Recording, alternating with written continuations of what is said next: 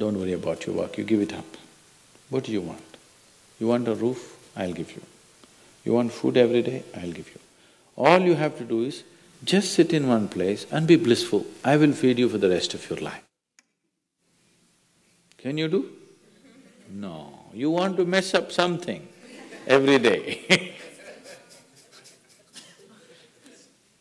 People say they're only working for a living. I said, don't worry, I'll give you shelter, I'll give you food every day, no problem. All you have to do is, I want to see tears of blissfulness every day. That's all the requirement. You don't have to do any work, you don't have to serve me, you don't have to produce anything, nothing. Just sit here blissfully, we'll feed you, we'll worship you. No. So the problem is not in your work, the problem is not in your life, the problem is not in the world that you live, the problem is just that you have not done the necessary things for this one to flow through this effortlessly, beautifully. The necessary work has not been done and we are just hoping it'll happen by accident.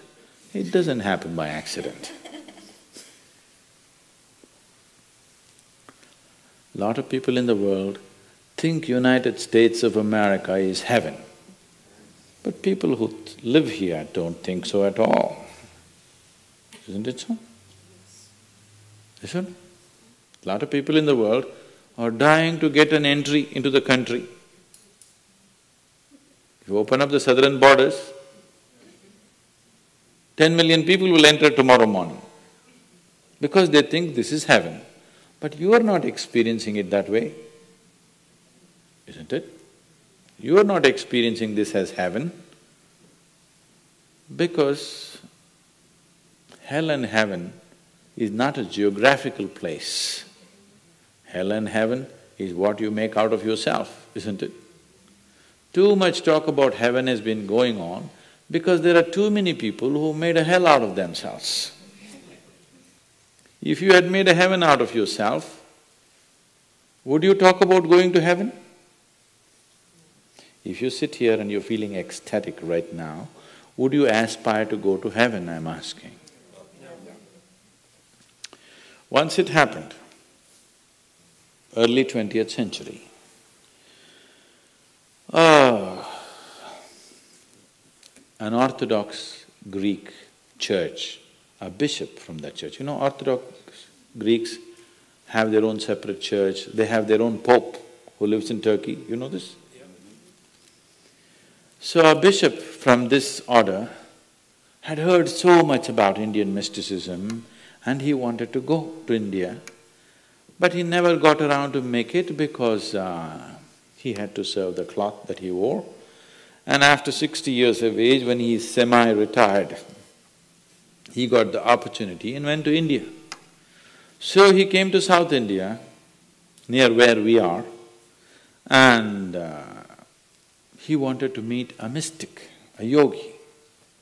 So somebody said, go up this mountain, near a cave, there is a yogi sitting, you can go.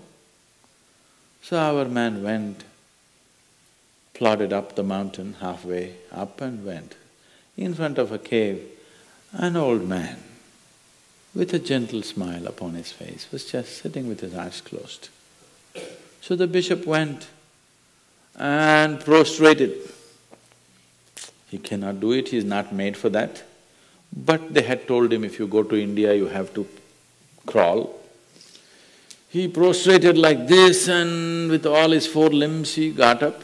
The yogi looked at him with amusement. Obviously, he has never prostrated anywhere before. And he smiled. Then the bishop said, I am like this, I am a bishop. I have served in the church for so long, but I have a few questions, can you answer? The yogi smiled and said, yes, please, whatever the question. Then the bishop asked, what is life? At the age of 60. What is life? So the yogi closed his eyes, became very blissful and said, life is like the fragrance of a jasmine on the spring breeze. And tears of blissfulness flowed out of his eyes as he was saying this. Then the bishop said, no, no, no. Our Pope has told us life is like a thorn and we must renounce it. And even symbolically, Jesus himself wore a crown of thorns. So, how come you say this? Our Pope says otherwise. The yogi looked at him, smiled and said, well, that's his life.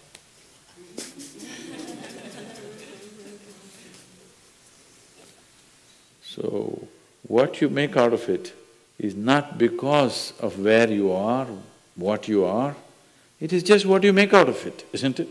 Yes.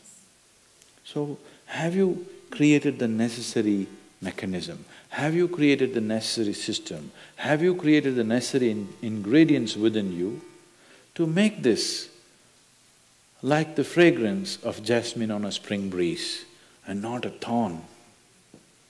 If it's a thorn, we must pluck the damn thing out, isn't it? Isn't it so?